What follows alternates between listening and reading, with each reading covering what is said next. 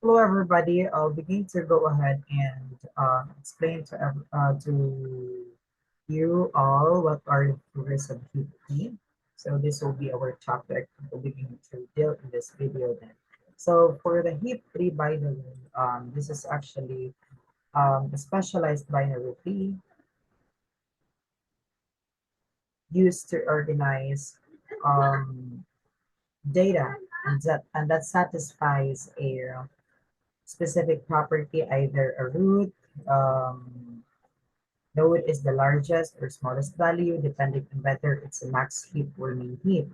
So this tree structure is also complete, meaning it is filled from left to right without any gaps in the levels.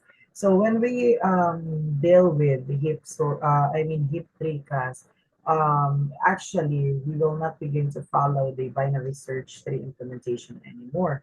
But of course, what we'll begin to do, we can definitely just follow the complete binary tree, which we can insert from left to right.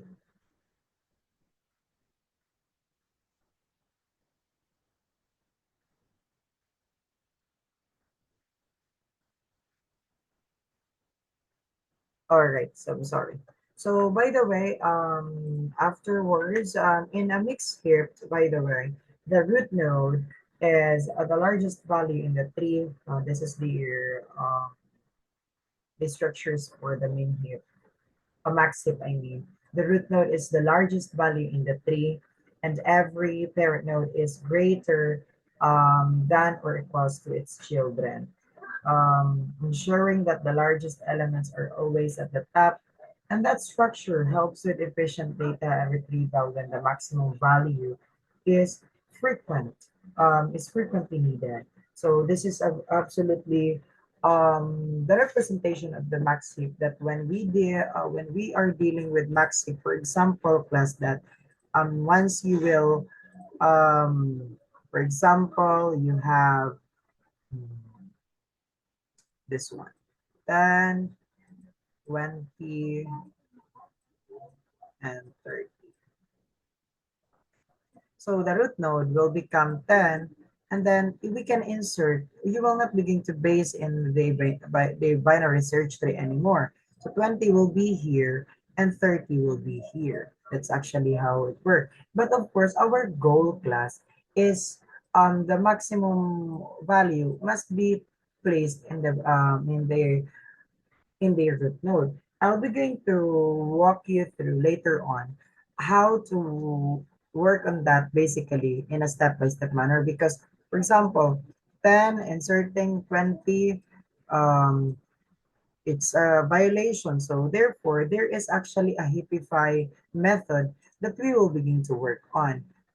We'll begin to see what is heapify later. So let's proceed with another set. Here then there will be also for maxip, consider maxip with with values 50, 30, 20, 10, 5. In this example, the root node will be 50. So it's the largest, and each parent node is greater than or equals to its children, and that structure allows efficient retrieval of the maximum value in constant time. So in regards to this actually class, it must be that from the top, from the root node, it must be the 50, then accordingly into the lowest, I mean into the sub trees as well, we must follow the maximum heap as well.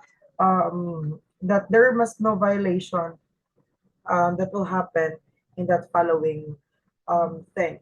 So it's actually how it worked. And then afterwards, another in a mini heap also, the root node holds the smallest value. Um, each parent node is smaller than or equal to its children, making these three structures ideal for applications where the smallest value is required. So min-heap actually allow for efficient access to the minimum element. So in this one, it's different. If max heap will observe the maximum value should be in the top level, the minimum heap should be in the top level already. So considering the structure here with values 5, 10, and 20, here the root node, 5 is the smallest and each parent node is smaller than or equal to its children.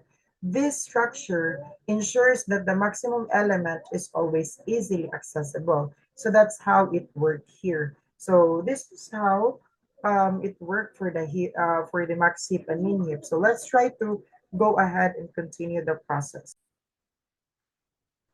All right, so for the heap tree, by the way, the structures for this one is actually a heap is a complete binary tree, meaning all levels except possibly the last are fully filled. So you cannot proceed into the next level if that particular level is not complete. I'm so sorry, is not complete yet. So the last level is filled from left to right, ensuring that the tree remains balanced. This property is crucial for maintaining the efficiency of heap operation. And of course, we're not beginning to make sure to calculate the balancing here anymore. This is not related to AVL3. Now, what is heapify? It is the process of maintaining the heap property after inserting or deleting nodes, and the tree may no longer satisfies the heap property. Heapify rearranges the tree to restore the correct ordering, ensuring that each parent node is greater or max heap or smaller min heap than its children. So heap operation, for example, for max heap operation, you have this will be the step-by-step process. So inserting the new element at the end of the tree, the new element is added at the last position in the tree in the last leaf node, um, making it a leaf node. This is done to maintain the complete binary tree structure. And then the last position is filled from left to right accordingly. So the new node will be the next available spot. Then after that one, compare the new element with the parent node. And the next step is to check if the heap property or max heap is maintained. So we'll begin to check that one step by step. We have to compare the newly inserted element with its parent node. And then after that, if the new element is larger than its parent, that is actually violating the max heap property and we need to adjust the tree. And next step, swap if necessary. So it's not the same with binary search tree that there will be a rotations that you will begin to work on. If the new element is larger than its parent, swap the new element with the parent node. And then afterwards, this will bring the larger value closer to the root, preserving the max heap property. And after the swap, the new element becomes the parent node in the comparison. So after that one, you have to repeat the comparison and swap if necessary. So you need to continue to compare the new element, which is now in the parent position, with the new parent node. And then if ever that there will be violation again, you have to swap if the new element is larger than its parent. And this process will continue up the tree until the heap property is restored or the element reaches the root node. So repeat the comparison and swap if there will be um, if it's needed in that particular step. And the last step you have to work on, step when the heap property is restored. The process stops when the newly inserted element is either smaller than or equal to its parent or it reaches the root node. So at this point, the max heap property is fully restored and the tree structure is correct. So that's how it worked for the max heap property that you should be careful in doing that. So since you have to consider everything and keep on swapping afterwards, that it will satisfies the process as well. So afterwards, heap operation for the min heap, for example, just like in min heap, the new element is initially placed at the last position in the tree. So in this stage, this step ensures that the binary tree remains complete. So afterwards, you have to compare the new element with the parent node. So the next step is to compare the newly inserted element with the parent node. So you have in a min heap, the root node must be the smallest. If the new element is smaller than the parent, it violates the min heap property and adjustments are needed. So afterwards, if the new element is smaller, then its parent swap the new element with its parents if necessary. And that will bring the smaller element closer to the root, maintaining the min heap property where the root node is the smallest one. After that, you have to repeat the comparison and swap if necessary. After swapping, the new element now in the parent position is compared again to that new parent. So if it's smaller than its parent, you have to swap it again. And then afterwards, you will begin to continue until the heap property will be satisfied or the new element reaches the root node. So after, you have to stop when the heap property is restored. The process will stop when the new element is larger than or equal to its parent or it reaches the root node. So don't you worry, we will begin to work on that in a separate video for the illustration so that you will really understand how does that work. And then at this point, the main heap property is restored and the tree structure is correct. So that's the for the operations for insertion pertains to the main heap. Now let's proceed with the deletion. For deletion, in terms of max heap, this will be the step that we have to follow. We have to remove the root node because we can only access the root node. To begin, the deletion process, the root node which contains the largest value in our max heap, it is removed. This node is always the first element in the tree. Removing the root node creates a gap in the tree and that needs to be filled with another value to maintain the heap structure. And then afterwards, the second step will be replacing the root node with the last element. So what will be the last element into the leaf node? You will begin to replace that into the root node. So after the root node is removed, the last node in the tree or the rightmost leaf is moved to the root position, and this ensures that the tree remains a complete binary tree. And the last node is temporarily placed at the root. But this action may disrupt sometimes because the heap property will have a violation. So further adjustments will be needed. Now, what will happen? We have to heapify the tree to restore the max heap property. So the next step is to restore the heap property starting from the new root node. Then you have to compare it into the next level. So which was previously the last node, compare it with its children.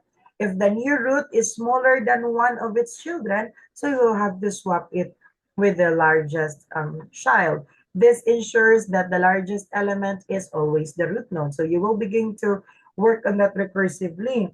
And then you have to repeat the comparison and swap it again until you have to, you will swap if that is needed. After the swap, you continue comparing the newly placed root node with its children. If the new root node is still smaller than its largest child, you have to repeat the swap. You continue this process down the tree until the heap property has been restored and the tree is now rearranged so that the largest values are at the top. Then the next step, you have to stop when the heap property is restored. So the process will stop when the new root node is larger than or equal to both of its children, or when it reaches a leaf node. At this point, the max heap property is fully restored and the deletion operation is fully completed. So that's how you will deal with the max heap deletion. That is really so simple. No worries in that. I'll begin to picture out in the separate video. And for removing the min heap as well, since we would just have to remove the root node, this is also the same with the max heap principle. However, it's minimum. It is dealing with a minimum value. So the root node contains the smallest value. To begin the deletion, the root node is removed from the tree. Since the root node is the smallest number, removing it will cause a disruption in the tree structure, which must be corrected in the following step. So there will be a violations afterwards once you will begin to work on with this. So you have to replace the root node with the last element as what we have mentioned. with the max heap earlier. So the rightmost leaf is moved to the root position, and that will ensure that our tree maintains its complete binary structure. However, the new root node may violate the heap property. So adjustment is really necessary here to restore the mean heap property. Afterwards, you have to heapify the tree to restore the mean heap property. How to do that? You will begin to compare the new root node with the children. And if the new root node is larger than one of its children, you have to swap it with the minimum or the smallest child. This will ensure that the smallest value is at the root node, which is defining features of a mean heap. Afterwards, you have to repeat the comparison and then swap if necessary. Now, after performing the swap, you have to compare the new root node with the children again. If the new root node is still larger than its smallest child, you have to continue swapping the root node with the smallest child. This process will continue down and the tree until your property has been restored. Now, afterwards, you have to stop. This will be the last step when the heap property has been fully restored. So the process will stop when the new root node is smaller than or equal to the both of its children, or when it reaches a leaf node, and at that point, the main heap property is fully restored and the deletion operation is already completed. So that's the process for the deletion operation for max heap and mini heap. So that is really so simple. Now, let's deal with the pick operation. The pick operation will allow you to access the root node of the heap without removing the data. So in max heap, you will just directly check the maximum value or the largest value which is placed in the top. And for the min heap as well, you will begin to check the smallest value which is being placed in the top position also.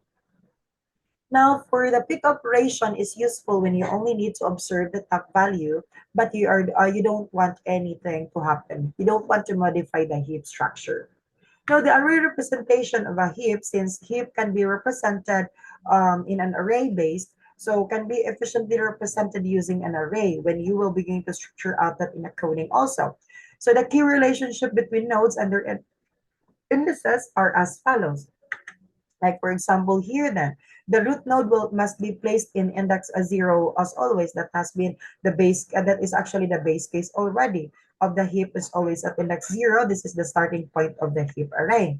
Then, for any node at index I that is serving as the left child is located at index 2i plus 1. Say, for example, this is your index B. So, how can you solve that one? Using this one, 2i plus 1. That serve 2 is actually binary, and I is actually the parent node of this B, what will be the address of the index. And then 1 is serving as the left side. So what's going to happen, that a formula will help us to locate the left child efficient B. So what can we do for this one? So for B, for example, we can calculate that one.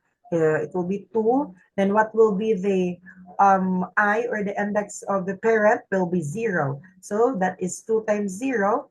And then plus 1. So of course, 2 times 0 becomes 0 plus 1 equals 1. So this is 0 and this is 1. So that is right. So that's how you will work on that. So after that, there will be a right child calculation. For the index calculation also, it is similar. For any node at index I, the right child is calculated with plus 2, because 1 will be for the left side and 2 will be for the right side with the same implementation. This is calculated using the same pattern. So say, for example, for getting the C, so that is right side. So it will become 2 times 0 still, because A is placed in the 0, and plus 2. So in calculating that one, 0 plus 2, it will become 2. So this is 0, 1, and 2. That is right. So this is actually how it works. And for parent index calculation for any node at index I, the parent node is found at index I minus 1 divided by 2. That is the formula. Say, for example, you wanted to calculate the parent node holder of this D. The parent node is B. So therefore, our I right now is D. So 0, 1, 2, 3. 3 minus I, okay, that is 1. I don't know, 3 minus 1, then divided by 2. So what will gonna happen? 3 minus 1, that is 2. 2 divided 2, that is 1. So therefore, let's try to see 0 and 1. So the placeholder of the parent of D, that is in index 1. And that's right. Diba? That's really so simple. Now, we can also use this heap actually in such application, or we can apply this in such field, like in priority queue. We are using to schedule tasks based on their priority, ensuring that higher priority tasks are processed first. Heaps efficiently implemented priority queues by allowing quick access to the highest or lowest priority tasks. And this is ideal for applications such as job scheduling and operating system or real-time event management. So this is really good because in your priority queue, for example, um, you're prioritizing an ascending order that is from smallest to largest. So this is definitely the smallest. So A will be here, and we can just remove that already. So that's actually the heap principle also. And for the heap sort, it is a sorting algorithm that uses a heap to organize elements. It first builds a max heap, then repeatedly removes the root element and reheapifies the remaining heap. And that process ensures that the elements are sorted in logarithmic time, both in the average and worst case. So in our cases, heap sort actually is um, will be going to arrange that from ascending order. So in this case, we cannot picture that out since heap sort will be discussed thoroughly as well in our next semester. And I already created a video in terms of that, and you can base that right there. You can check the old videos in terms of heap sort if you wanted to learn. And you can also use this in Dijkstra's algorithm. So finds the shortest path in a graph using a priority queue to select the node with its smallest tentative distance. Heaps are used to implement the priority queue, making the selection process an efficient process efficiently. And this algorithm is widely used in networking, mapping, and route planning. Sorry, what happened for this one? So this is actually the representation for the heap also that we can utilize that in Dijkstra's algorithm, because we will begin to work on what will be if we're dealing with minimum spanning trees. Of course, we will be going to base in the minimum values, and we're dealing with maximum spanning tree, we have to deal with maximum values as well, and that is still observing the principles of max heap and min heap.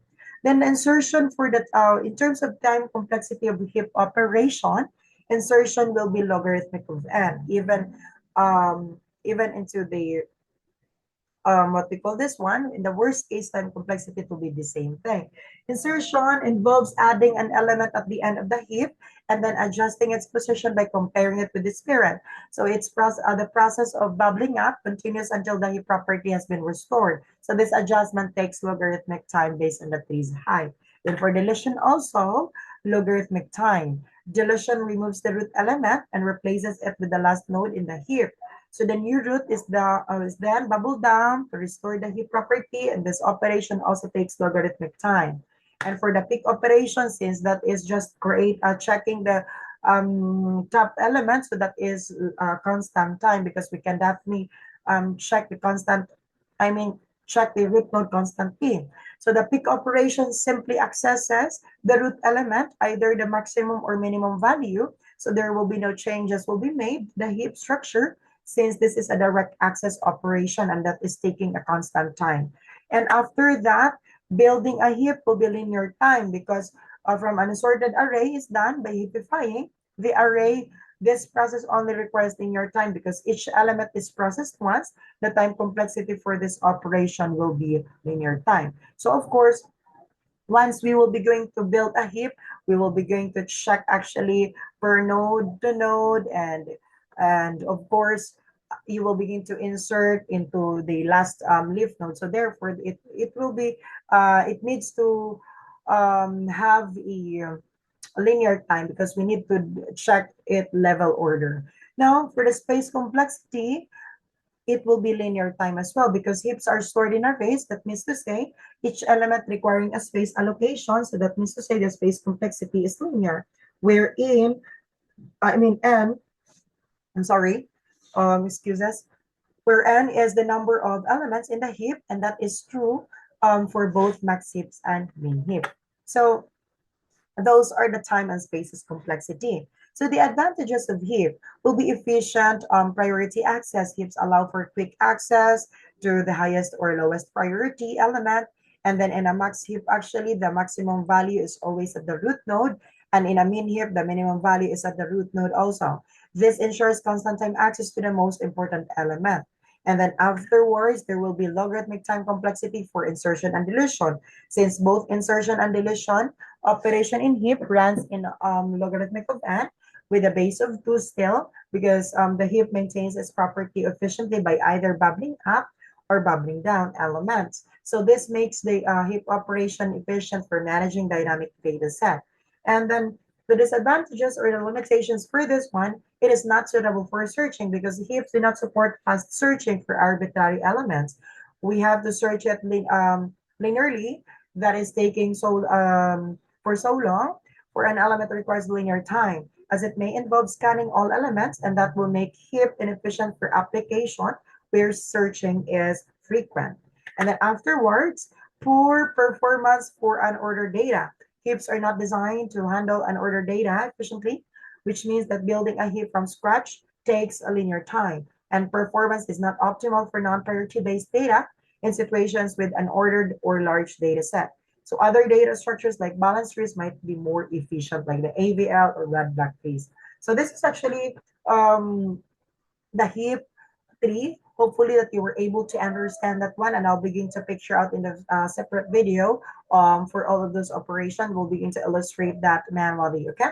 Thank you so much, and I hope so that you do have learnings about this. And for the part of the quiz, you may comment down below what have you learned so far, what is your understanding pertains to the heap tree, and there will be additional points in terms of that one. Thank you so much, everybody, and goodbye.